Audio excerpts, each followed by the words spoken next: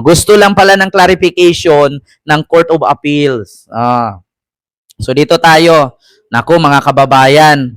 Pangalawa natin, Harry Roque. Meron ng arrest warrant. Patay. Hindi kasi inaral muna yung balita, Sir Kent. Basta banat ng banat. Kaya nga, di ba, Mamuwi ni Artus. Ako kasi dito, syempre, thriller.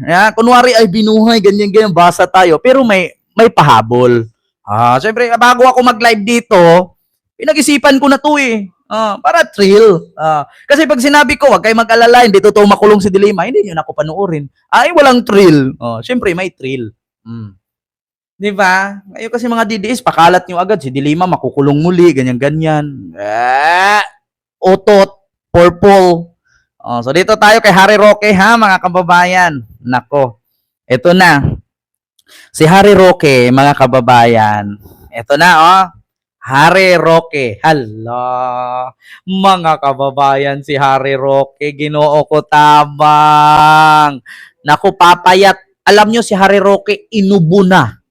Nagkapulmonya na si Harry Roque doon sa Netherlands. Wala nang pambiling damit kasi yung mga damit niya malalaki, maliit na sa kanya. Maliit na yung katawan niya ngayon. Ito, Harry Roque. Harry Roque sa arrest warrant. May arrest warrant na. Sabi ko sa inyo mga kababayan eh. Makukulong na itong baklang Roque na to. Part of the unjust prosecution daw. Yung arrest warrant. The issuance of a warrant of arrest form part of the unjust prosecution, which I will include to my application for asylum in the Netherlands as a victim of political persecution owing to my loyalty to the Dutertes, saad ni dating presidential spokesperson, Attorney Harry Roque. Ito daw arrest warrant ni Roque ay ito daw ay unjust prosecution. Kasi dahil daw sa kanyang pagiging loyal sa mga Duterte, panggigipit daw ito ng gobyerno. Ito lang sa totoo lang mga kababayan na kahit yung mga DDS wag na kayong manood sa akin kasi kahit anong explain natin sa inyo, hindi naman talaga kayo makakaintindi at hindi kayo maniniwala sa aking sinasabi. Ito lang Ma'am Arlene Pabular, hello po. Ka-vibes, hello po. Sir Henry, Ma'am Arlene, hello po.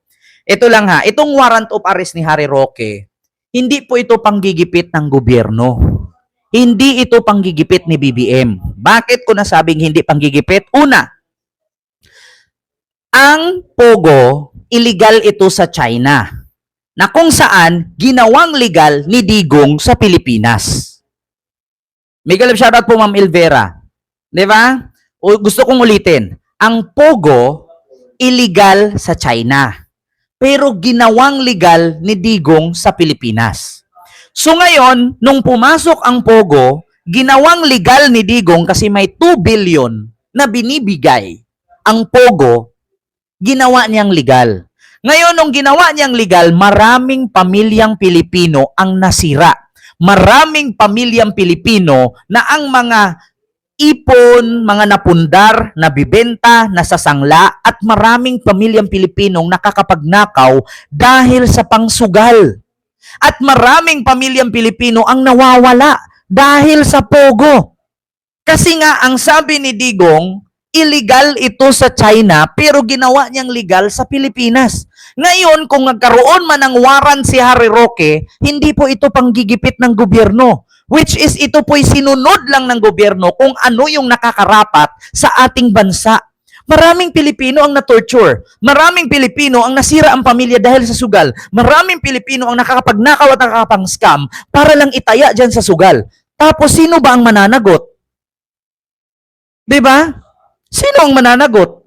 Si Harry Roque. Isa siya kasi nandun yung pangalan niya na kung saan ni Reid sa Pampanga, ang Pogo, nandun ang pangalan niya sa document ng Pogo. Sangkot siya. Dapat lang gampanan ng gobyerno na meron tayong batas na gumagalaw. At ang batas ng Pilipinas ay hindi para sa mga mayayaman lang. Mayaman ka man o mahirap, dapat kang managot kung ano man ang kasalanan na nagawa mo. Diba? Hindi po panggigipit ng gobyerno ito. Panagutan mo ang batas na ginawa mo. Kasi alam ni Digong mismo na ang Pogo ay illegal sa China pero ginawa niyang legal sa pamamagitan ng pagpapapirma ni Roque kay Duterte. Si Roque po ang tulay at nakakausap nitong mga pogo. Kaya ang nangyari, si Duterte, taga-pirma lang, si Roque ang taga-hatid. Siya ang tulay.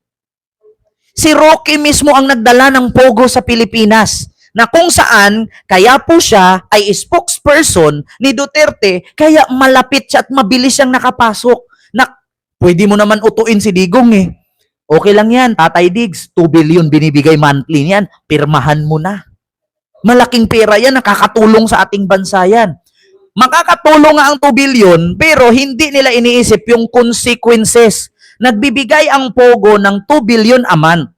Saan ba galing ang 2 billion? Sa pera ng mga Pilipinong na-addict sa sugal. Sa pera ng mga iling-ipon ng mga Pilipino na nagbibenta ng bahay, sasakyan, ari-arian para kasi tinalo sa sugal.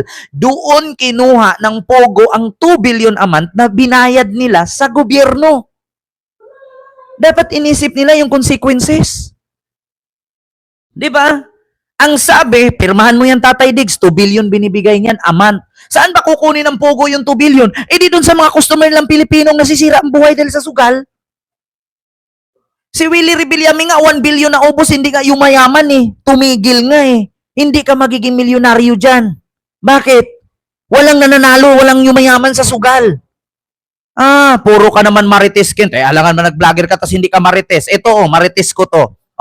Tignan nyo ha, Duterte sa Pogo. Pakinggan ninyo, mismong mula sa bunganga ni Digong na illegal ang Pogo pero ginawa niyang legal kasi may 2 billion binibigay a month. Ito, may nagtatanong, saan ang ebidensya mo? Danilo Villason, ang pangit ng pangalan mo, panglumang tao, at ang pangit ng apelyido mo, huwag ka nang magkalat. Kung ako sa'yo, pamilya mo, lasunin mo na. Dadami pa kayong bobo. Ito yung ebidensya. Saan yung ebidensya ko? Duterte sa Pogo. Pakinggan mo. Pakinggan mo. Putang ina mo nang makarinig ka ng totohanan. Of office as President of this Republic, as elected by you. Yung Pogo na yan, insofar kami dito, malinis yan. Laro yan para lang sa kabila. But it employs something like 20,000 dito sa Manila. Dito lang yung Pogo. Walang pera dyan. Diretso sa Pagcor yan. They talk with Pagcor. The ambassador of China deals with dealing kasi illegal yan sa Kay Duterte na galing ha. Kasi illegal yan sa China. Ulitin ko ha.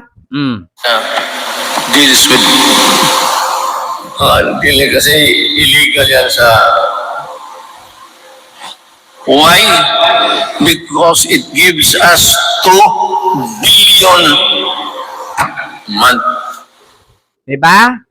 Illegal yan sa China, ginawa niyang legal sa Pilipinas kasi nagbibigay ng 2 billion a month. Diba? Tapos ngayon, makasuhan si Roque, sasabihin niya, ginigipit siya ng gobyerno at isa yung gagamitin niyang arrest warrant para makapag-file siya ng asylum sa Netherlands. Si Duterte na mismo nagsabi, etong Pogo, walang pera dyan. Pero nagbibigay yan ng 2 billion a month. Illegal yan sa China. Illegal na pala, ba't ginawa mong legal sa Pilipinas? Diba? Si Digong na nagsabi, illegal yan. Ngunit nagbibigay sila ng 2 billion a month, ginawang legal. Kaya nga ang daming Chinese nakapasok sa Pilipinas na mga undocumented eh. Ang daming Chinese nakapasok sa Pilipinas ng mga walang papel sa madaling salita. Diba? Dahil pinirmahan ni Duterte na gawing legal ang illegal na Pogo. Sino ba ang nagtulak kay Duterte para maging legal ang Pogo? Si Harry Roque. Diba? Ito, ebidensya, hanap mo, Danilo, diba? Mag-research kayo. Korean, they talk with Pagcor. The ambassador of China deals with dealing kasi illegal yan sa China. Illegal sa China. Why? Because it gives us 2 billion month. 'Di ba? Illegal pala sa China. Nagbigay lang ng 2 billion a month, naging legal na. Sino ba ang naging tulay para maligal yan? Si Harry Roque. 'Di ba? 'Yun ang totoo. Kaya ngayon si Harry Roque nagrereklamo dahil ginigipit daw siya ng gobyerno ng Pilipinas. Ano ang sabi, mga kababayan? Ito naglabas ng pahayag si dating presidential spokesperson, Attorney Harry Roque ngayong Huwebes, Mayo 15 tungkol sa warrant of arrest na inilabas ng Angeles City Regional Trial Court. May arrest warrant na siya sa Angeles City, Pampanga, sa Regional Trial Court. Laban sa kanya at ng 49 na iba pang sangkot sa Lucky South 99. Di ba? Lucky South 99 sa isang ipinaghihinala ang Philippine Offshore Gaming Operator or POGO hub na sinalakay ng mga otoridad sa Purak, Pampanga noong nakaraang taon. Ito ay matapos makitaan ng korte ng probable cause upang ipursige ang kasong expanded human trafficking laban sa mga akusado. Si Harry Roque may warrant at 49 na iba pa. Ayon naman kay Roque, ito ay bahagi ng umano'y unjust persecution laban sa kanya na isinama niya sa kanyang aplikasyon para sa asylum sa Netherlands bilang biktima umano ng political persecution. Putang ina, panggigipit daw ng political persecution, panggigipit ng gobyerno ng Pilipinas sa kanya. Pagkatapos siya tumanggap ng milyon-milyon na hindi niya maipaliwanag sa Quadcom, kaya siya tumakbo. Diba? Pagkatapos sasabihin niya, ito ay political persecution, panggigipit ng gobyerno sa kanya. Hindi to panggigipit ng gobyerno, Roque. Tumanggap ka ng milyones. Yung si E.R. de la Serna nga. Da Serna ba ang apelyido nun? Nakatanggap nga ng 3 milyon na hindi niya alam saan galing. Tinanong kayo sa Quadcom kung bakit nagkaroon kayo ng joint account ng assistant mo na hindi naman kayo mag-asawa. Bakit nagkaroon siya ng milyones na pumapasok sa bank account niya? Di ba? Ito na, I will seek all available legal remedies to secure my life and liberty which are currently under threat. Threat ba to, Harry Roque? Kung threat, edi sana pinapapatay ka na. Katulad sa pagpatay ni Digong sa 30,000 ka-adik. Hindi naman nagdeklara si BBM na uplan tukhang sa mga magnanakaw at kurakot sa bayan. Ni minsan ba nag-declared ba si BBM ng uplan tukhang sa mga kawatan? Wala. Si Digong lang ang nag-declare ng uplan tukhang sa mga adik na hindi dinaan sa due process. Bakit ang sabi niya dito, I will seek all available legal remedies to secure my life and liberty, which is currently under threat. Wow. Ma'am Leticia Villamil, maraming salamat po sa iyong super sticker. Thank you so much. Di ba? I reiterate, this is not fight as evidence of guilt, but exercise of human right to asylum, aniya. Sabi ni Harry Roque. Oh my God, naman Harry Roque. Huwag mong idahilan para mag-apply ka ng asylum dyan. Hindi porkit abogado ka, ikaw na ang tama. Hindi naman bobo ang mga taong marunong magbasa at marunong mag-research. DDS lang ang nauuto mo. DDS lang ang naluloko ninyo. Hindi kami DDS na bobo, tanga-tanga, inutil, hampas lupa, pangit, uto-uto, walang pera. Yan ang definition ng DDS. Hindi naman kami tanga eh. Hindi kami bulag, Roque, kung anong ginagawa mo. Meron ka pang kaso, yung pangangamkam ninyo ng lupa sa Bataan eh. Naalala nyo, ang daming magsasaka, lumapit pa kay Sara at kay Robin Padilla, deadma lang. Di ba?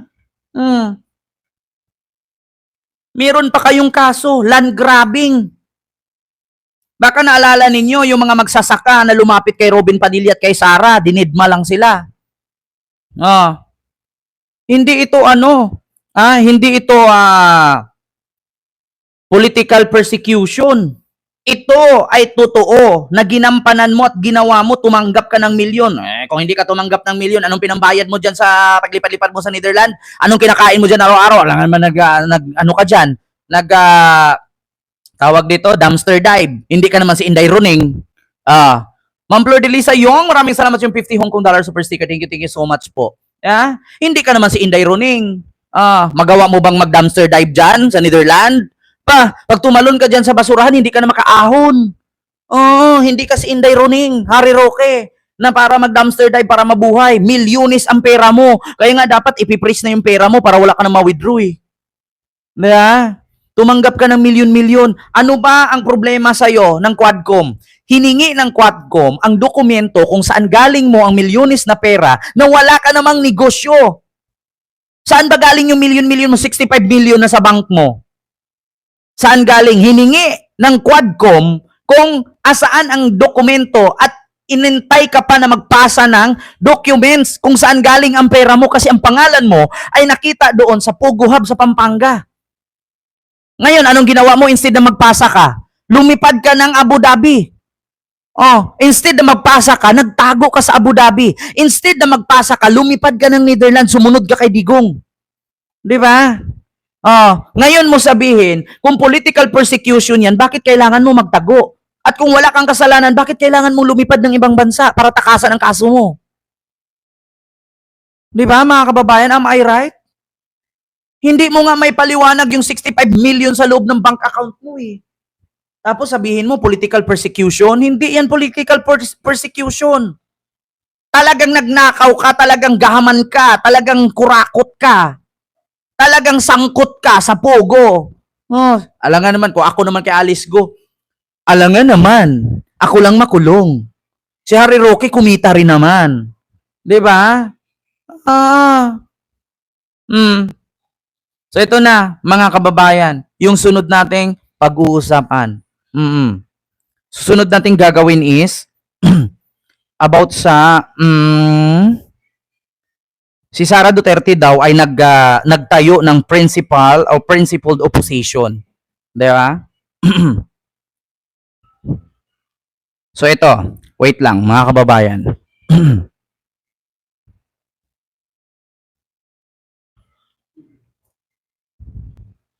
Ano?